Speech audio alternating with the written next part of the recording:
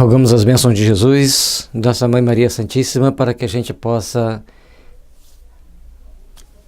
trazer para vocês o estudo desse livro maravilhoso, Desobsessão, que tanta responsabilidade nos oferece para os trabalhos que nós temos que realizar frente à mediunidade. O livro é de Francisco Cândido Xavier e Valdo Vieira, ditado pelo Espírito André Luiz. Visite o site da FEB, www.feb.editora.com.br. Lá você pode encontrar esse livro e muitos outros. Tarefas assistenciais, capítulo 68 ao 71. Nesses 4 capítulos, nós precisamos entender bem a importância das tarefas assistenciais aos membros de uma reunião mediúnica, aos membros de uma reunião de desenvolvimento mediúnico, aos membros de uma reunião de desobsessão. Então, eles têm que fazer uma tarefa assistencial. E é de suma importância os trabalhos na prática do bem, na prática da caridade, para que a gente possa estar construindo com o fortalecimento do nosso sentimento, com o fortalecimento dos nossos ideais, um caminho de luz, de misericórdia e de paz. Saibamos, pois, construir e edificar para melhor realizarmos em prol de nós mesmos, em prol da nossa sociedade, em prol do nosso planeta, sem pretensão nenhuma, sem vaidade exacerbada, mas sempre que a gente faz o bem, a gente está começando a edificar aquele tijolinho tranquilo, anônimo, na seara do bem, criando bases, alicerces soberanos para as nossas construções, para as nossas realizações. As tarefas assistenciais é que vão nos fornecer energia, nos fortalecer com as forças do bem, nos dá as bases sagradas do bem, para que a gente possa realizar o melhor, fazer o melhor, por onde quer que estejamos. Visita a enfermo. Lembre-se que essa é uma tarefa que está no Evangelho. Estive doente e me foste ver.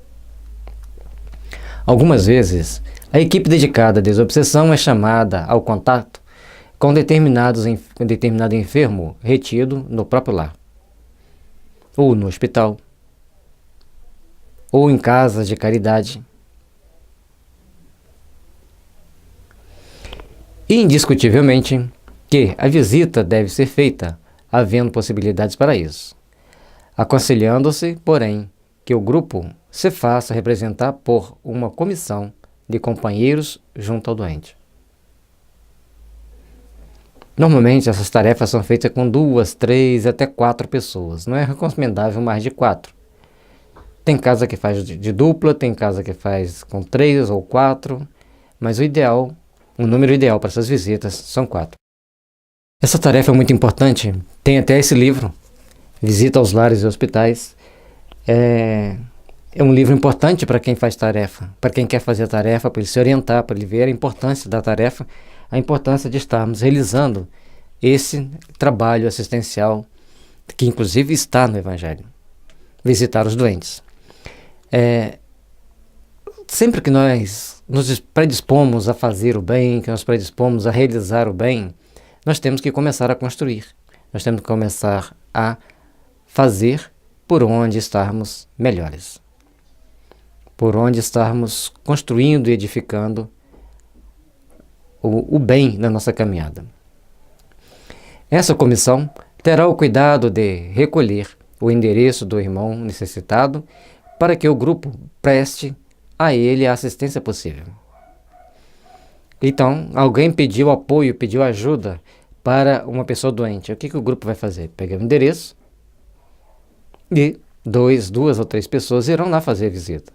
E é bom que esse grupo sempre esteja junto fazendo as tarefas. Sempre esteja junto, contribuindo com as obras. Importante de esclarecer corações, esclarecer consciências.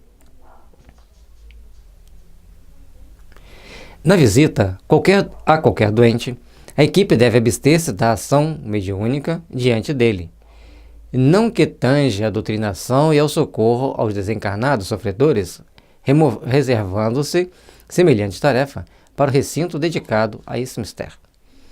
Então a tarefa, as pessoas vão na casa, vão ver a pessoa, vão conversar com a pessoa, vão fazer vão estar ali com uma mensagem cristã. Normalmente a gente faz uma prece inicial, uma leitura de um dos livros sugeridos de moral cristã, que foi sugerido em textos anteriores: Fonte Viva, Vinha de Luz, Caminho, Verdade e Vida, Pão Nosso, Palavra de Vida Eterna, Ceifa de Luz, um desses livros, que é o que normalmente a gente faz a leitura, faz um comentário, de acordo com a orientação da casa, dá o passe ou não dá o passe, normalmente dá o passe, faz a prece final e vai embora. Não é bom ficar estendendo muita conversa, não é bom aceitar alimentos no lar, até que prova o contrário. É como se você estivesse fazendo uma visita para um doente num hospital. Você vai, faz aquele seu trabalho. A parte de comunicação mediúnica, às vezes tem os médiuns mais sensíveis, começa a captar aquela energia, captar alguma presença dos espíritos. Ali não é momento para isso. O espírito vai ser atendido na reunião mediúnica. É bom que essa visita seja feita na véspera. Embora André Luiz fale que na véspera não devemos fazer determinadas tarefas. Mas aí, determinadas tarefas mediúnicas, mas essa daqui não é uma tarefa mediúnica, é uma tarefa de apoio à mediunidade. Lógico que a desobsessão, na reunião de desobsessão, é uma reunião à parte. Mediúnica e desenvolvimento mediúnico são reuniões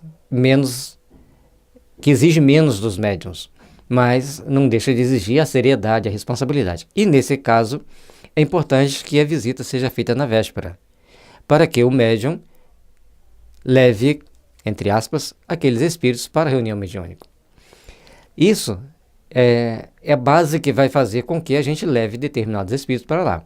Nas reuniões de desobsessão, nós entendemos que reunião de desobsessão é uma reunião exclusiva, uma reunião específica, por exemplo, uma vez por mês, onde as pessoas estarão com extrema concentração naquele tipo de trabalho, naquele tipo de realização que vai ser feita. Por quê? As diferenças. Reunião de desobsessão, ou hoje é mais chamado tratamento espiritual, é uma reunião específica para atender espíritos em condições de sofrimento e muitas das vezes renitentes ao mal, mais difíceis de se lidar. Então, uma reunião específica com médiuns mais treinados e, normalmente, uma reunião dessa é uma vez por mês. A reunião mediúnica ocorre semanalmente, sempre no mesmo dia, no mesmo horário, no mesmo dia da semana e no mesmo horário. E essas pessoas que estão ali presentes já estão mais treinadas mediunicamente. Reunião de educação mediúnica é uma reunião onde pessoas estarão treinando a sua mediunidade, aprendendo a lidar com a mediunidade, aprendendo a lidar com as situações dentro da casa espírita, dentro da reunião mediúnica, dentro do ambiente espiritual. Então, esses tópicos são importantes que a gente entenda para que a gente ter um norte daquilo que a gente está falando, para não entrar em contradições. Antes da reunião de desobsessão, não devemos fazer determinadas visitas. E nas outras reuniões devemos.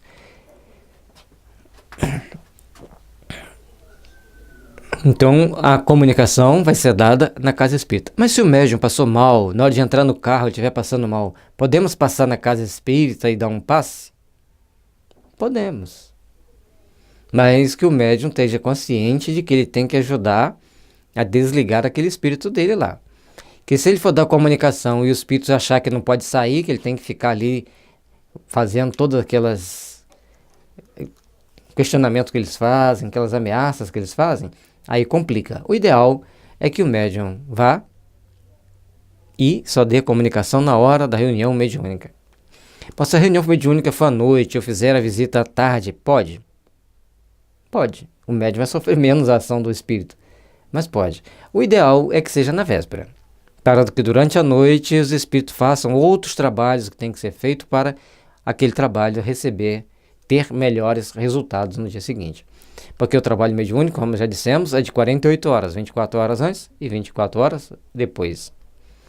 Se a gente colocar as 2 horas de reunião mediúnica, então vai dar 50 horas. Visita ao hospital. Também é outra, conforme está no livro que a gente mostrou, a visita aos lares e hospitais, de Marcelo Oliveira Orsini, que vai te dar um norte para como fazer essa tarefa.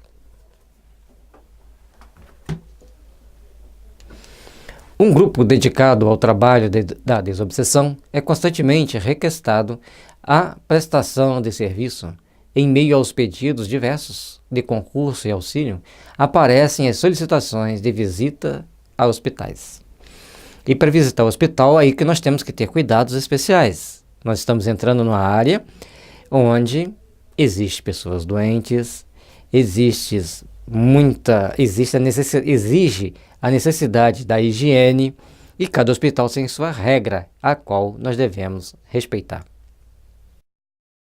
Considerando a hipótese do atendimento, é importante que o conjunto de serviços se represente por irmãos dos círculos habilitados a desincumbir-se da obrigação de modo construtivo, isto é, mantendo no trato com o enfermo ou com os enfermos atitude edificante de reconforto. O que a gente vai passar ali? Vai fazer a leitura, vai fazer um comentário, fazendo com que a pessoa se sinta confortável, um comentário que dê esperança, mesmo você sabendo que a pessoa está em estado terminal, por exemplo, coloca alguma dose de esperança, sonde aquela pessoa para saber o que ela espera. Você vai falar, estou pronto para ir embora, mostra as belezas do mundo espiritual, e de todo jeito a gente pode dar algumas toques sutis de como é um plano espiritual. Bem sutilmente, a gente vai conduzindo, vai falando assim, até porque no hospital normalmente está cheio de espíritos que morreram e não sabem que morreram. Ficam ali. Muitos espíritos.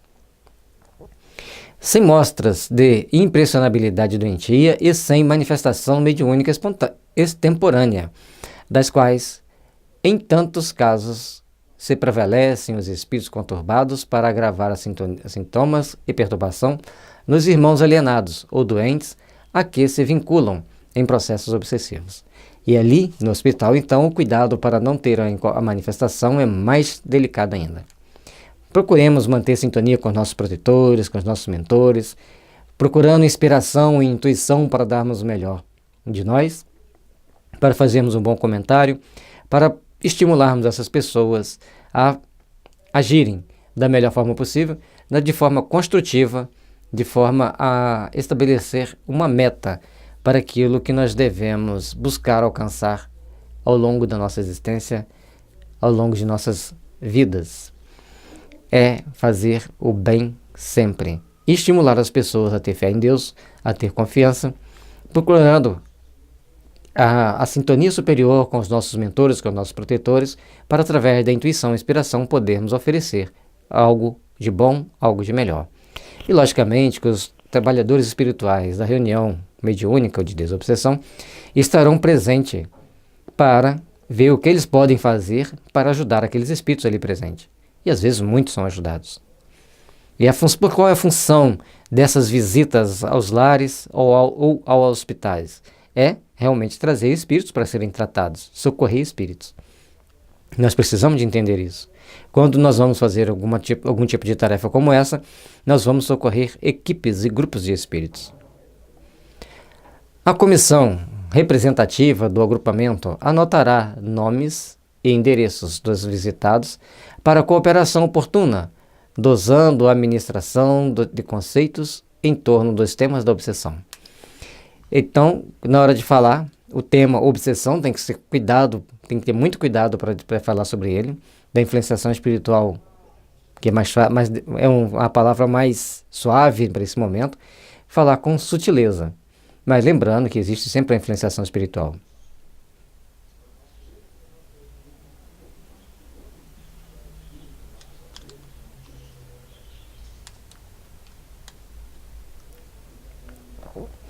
Então, anotou o nome, a pessoa pediu ajuda, anotou o nome, anotou o endereço para a cooperação oportuna, e na hora de falar do conceito de obsessão, a gente tem que ter o cuidado, reforçando essa informação, e o nosso trabalho junto aos necessitados de amparo, junto aos necessitados das bênçãos do trabalho ali, é de grandiosíssima importância que estejamos dispostos a estar de coração, estamos dispostos a estar sempre colaborando para que o bem aconteça ao longo dos nossos trabalhos, ao longo da nossa meta, que é fazer o bem, que é ajudar a essas pessoas que estão ali necessitadas de um amparo, necessitadas de ajuda.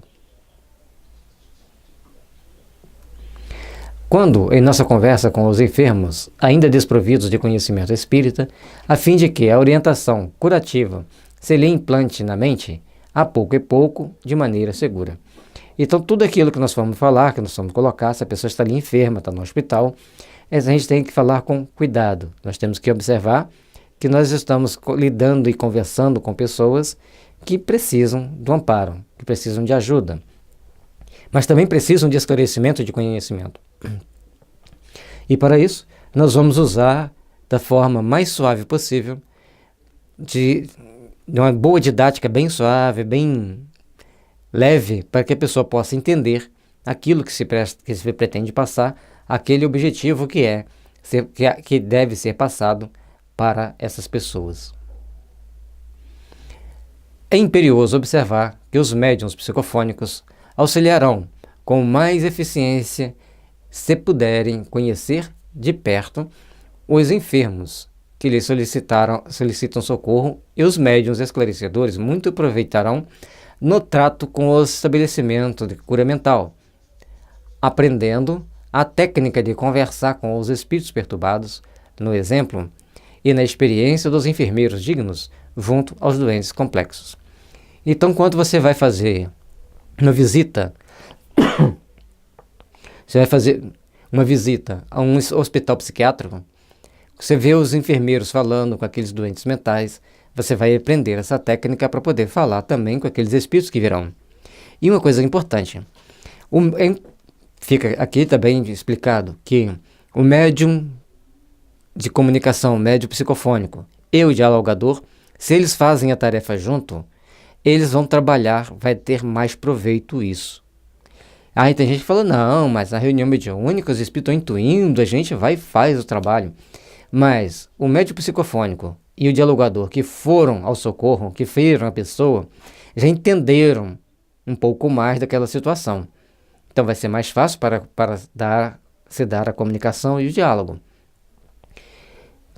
Nem sempre vai ser possível fazer dessa forma, mas sempre que seja possível fazer dessa forma, vai ser útil e vai ser melhor para todos.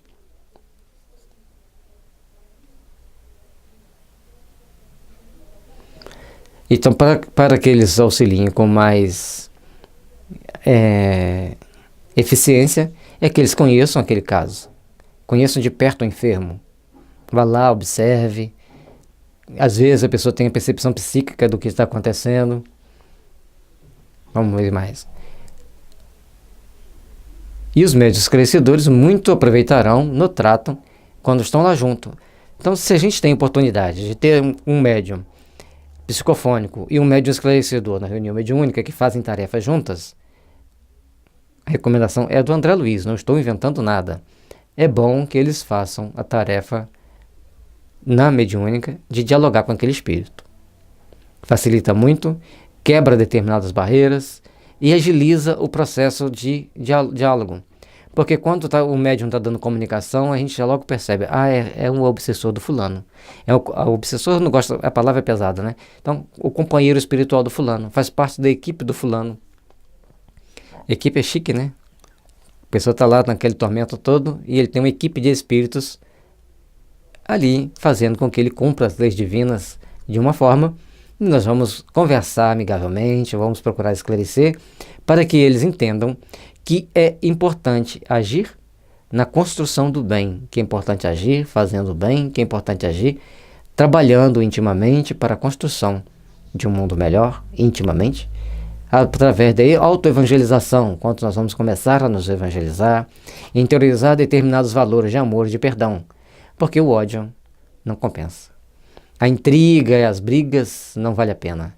O que vale a pena é nós trabalharmos para que o bem edifique principalmente em nossos corações. Urge também que o comando socorrista observe as normas vigentes na organização hospitalar visitada, comportando-se de tal modo que não lhe fira os princípios. Nós já falamos antes Se dentro de uma casa nós temos que ter algumas observações, alguns cuidados, dentro de um hospital temos que ter muito mais cuidado, temos que observar muito mais coisa. O nosso trabalho é um trabalho de doação, mas também de captação. E principalmente é um trabalho que nós devemos primar pelos princípios éticos e morais. Sempre a gente fala isso, procurando se evangelizar. Uma leitura de uma obra de moral cristã antes da tarefa, depois da tarefa, nos fortalece e cria para nós proteção. Porque muitas das vezes uma frase, um parágrafo daquela leitura vai despertar valores naqueles espíritos que estão ali, que vai fazê-los se melhorarem. Porque o espírito ele fica cristalizado, ele não ouve ninguém falando bem com ele não ouve ninguém fazer uma oração, e no momento que nós procuramos fazer oração, que nós procuramos trabalhar no bem, as coisas começam a se melhorar e começam a se refazer e se fortalecer para que todos nós estejamos em condições de nos aprimorar e de nos aperfeiçoar.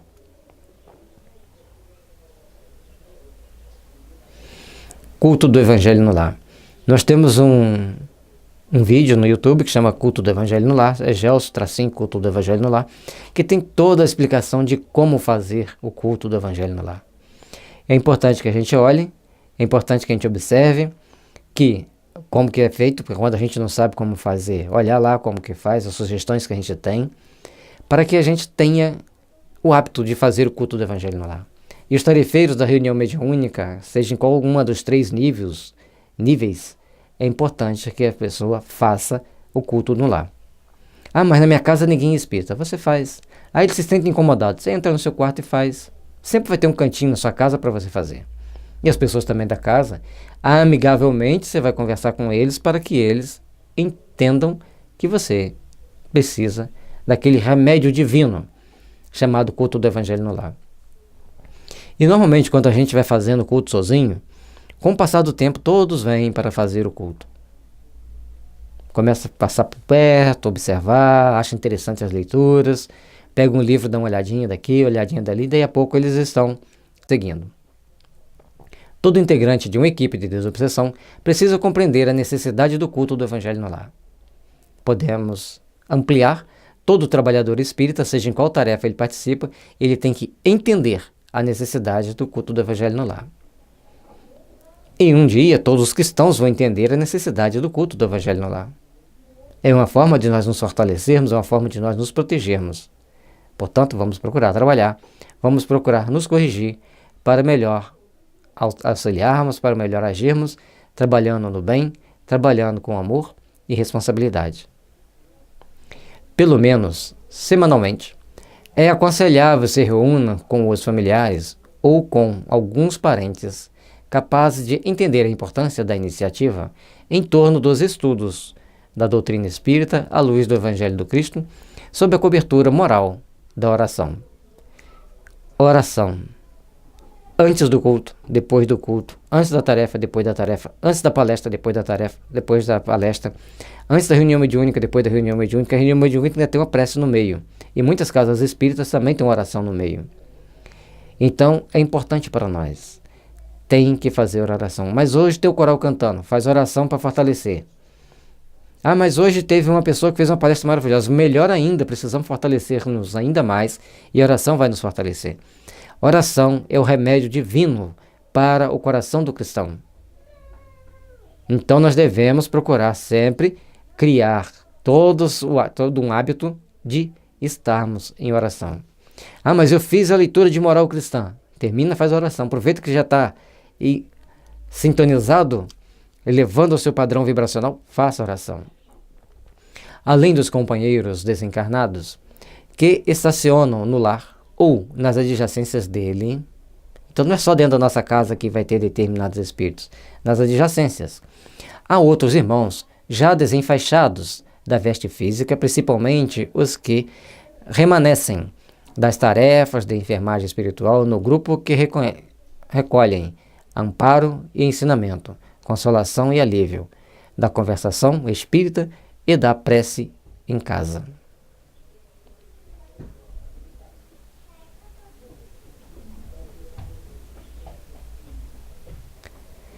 Aí, essa parte aqui é importante que ele coloca para a gente.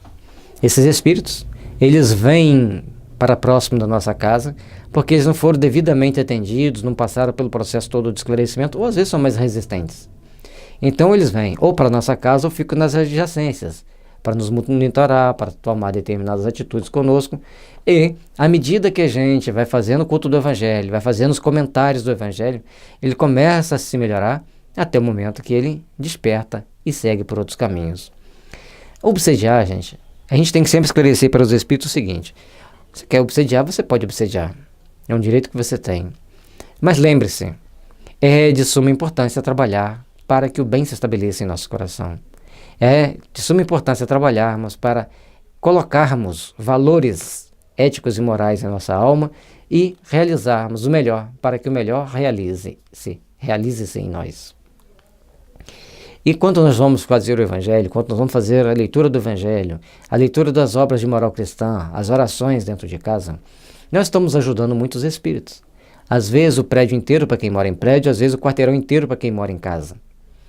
Porque começa-se, segundo nos informam os espíritos, a acender uma luz diferente. Que alguns espíritos vêm procurar saber o que é aquela luz. Vocês imaginam, fala-se muito em disco voador, né? As pessoas ficam, tem uma luz diferente. E para os espíritos, a oração acende uma luz diferente.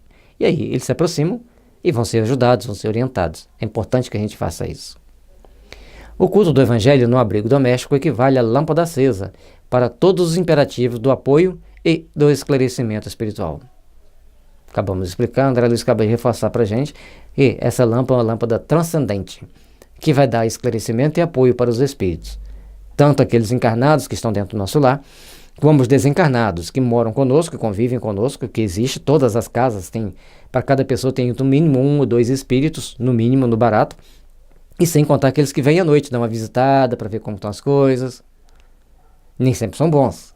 São equivalentes aos nossos padrões mentais, às nossas atitudes morais de cada dia. E, com isso, nós vamos nos fortalecendo, nós vamos procurando edificar o Evangelho em nós, para que a gente possa trabalhar, para que a gente possa realizar sempre o melhor possível para os nossos corações, para o nosso devido entendimento de que devemos seguir rumo ao Pai, com amor, com confiança, com resignação e, acima de tudo, com a certeza de que o amanhã será tanto melhor quanto melhor agirmos e como melhor procurarmos construir, edificando bem.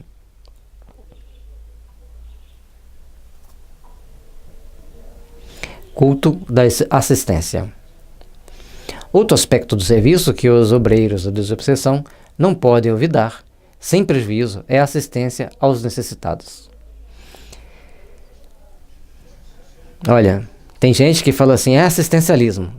Está no Evangelho, Mateus capítulo 20 ou 25, agora me falhou a memória, me desculpe, mas ou é o 20 ou é o 25, começa no versículo 20 e vai até o final, que se não me engano é 52.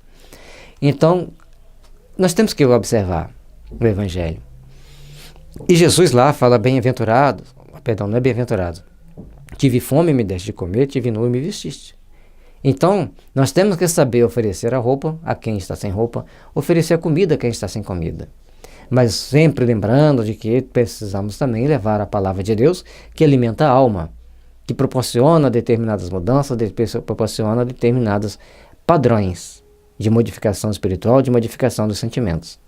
Faz necessário para nós que tenhamos sempre o coração atento àquilo que nós devemos fazer, aquilo que nós devemos realizar, para que tudo aconteça da melhor forma possível, para que todas as edificações do bem aconteçam ao longo da nossa vida, ao longo da nossa existência.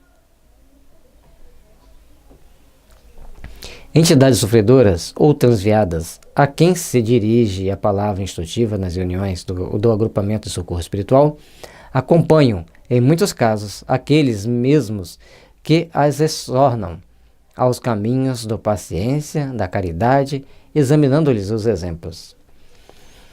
Então, muitos espíritos vão acompanhar os trabalhadores da desobsessão, os trabalhadores das reuniões mediúnicas, e o que eles querem? Que as pessoas comecem a tomar determinadas atitudes, que as pessoas comecem a tomar determinadas ações, compatíveis e condizentes com a nossa necessidade, de crescimento com a nossa necessidade espiritual. Então, nós precisamos estar o quê? Dispostos a trabalhar, dispostos a construir, dispostos a nos fortalecer na obra que nós temos que fazer. E para isso, nós precisamos estar construindo todos os dias um bom sentimento. E para provarmos que estamos desenvolvendo esse bom sentimento, devemos fazer a caridade, devemos ajudar aos nossos irmãos necessitados. E ao estarmos ajudando nossos irmãos necessitados, muitas das vezes estamos ajudando alguém que é familiar daquele que nos persegue. E a espiritualidade sempre conduz os fatos para que aconteça isso, e aí esses espíritos, ao verem que os seus amigos, seus companheiros do passado estão sendo ajudados por nós, eles param de nos atacar. Lógico que não é tão simples assim. Tem espíritos mais renitentes, que nós já falamos sobre isso antes, mas a maioria das vezes, quando você já está vivenciando o bem, por mínimo que você vivencie, mas ele sabe que você vivencia, aqueles comandos mentais vão fazer com que ele tenha o despertar para um amanhã melhor. A assistência aos necessitados, seja através do pão ou do agasalho, do auxílio financeiro ou do medicamento, do passe ou do ensinamento, em favor dos que atravessam provações mais difíceis que as nossas, não é somente um dever, mas também valioso curso de experiências e lições educativas para nós e para os outros. Estamos precisando de aprender a fazer determinadas realizações, a empreender determinadas ações, para que estejamos sempre em condições de nos melhorar. E começamos oferecendo o pão ou o agasalho, aquele que nós tivermos em nossa disposição. Às vezes podemos oferecer ajuda financeira ou remédio, mas que sempre esteja acompanhado do passe e do ensinamento em favor daqueles que atravessam provações maiores que a nossa. Ali não está dizendo que é sempre acompanhado, mas veja bem, se você chega a dar simplesmente o dinheiro, se você chega a dar simplesmente o remédio, sem ter um ensinamento, sem ter uma palestra para que ele possa se instruir daquilo que está acontecendo, como que vai ficar? Você está fazendo apenas uma parte do seu trabalho. Quando você oferece as duas, parabéns, você está fazendo mais por aqueles nossos irmãos necessitados. Nesse propósito, é impossível igualmente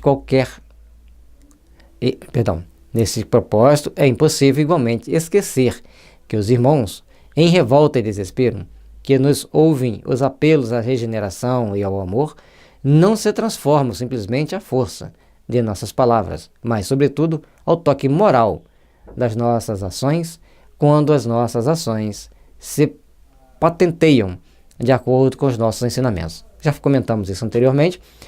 Aquilo que a gente fala, se a gente vivencia, tem mais força magnética, tem mais força energética, tem mais força espiritual. Então, é importante que a gente aplique na nossa vida diária o apoio àqueles que sofrem. Façamos as nossas tarefas assistenciais, façamos a nossa caridade, para que, ao longo do nosso caminho, ao encontrarmos com alguns inimigos, eles consigam ver que nós já estamos nos modificando. E se ele quiser atacar, a espiritualidade tem meios e recursos para tirá-lo do nosso caminho, se nós estivermos na tarefa do bem.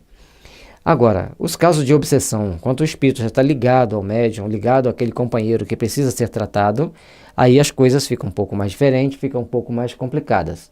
O que nós precisamos fazer é treinarmos, trabalhar no bem, desenvolver o sentimento do amor, o sentimento do bem, e a partir dali nós vamos estar construindo e edificando condições para uma vida melhor. E assim, terminamos esse estudo e vamos agora para o último, que é o 15º tópico. Que a paz do Divino Mestre Jesus esteja nos envolvendo, nos fortalecendo e que possamos ser úteis nessa seara do bem, ser úteis nessa instrução que devemos incorporá-la primeiramente a nós mesmos e depois naqueles nossos irmãos do caminho. Muita paz, que Jesus abençoe e vos ilumine.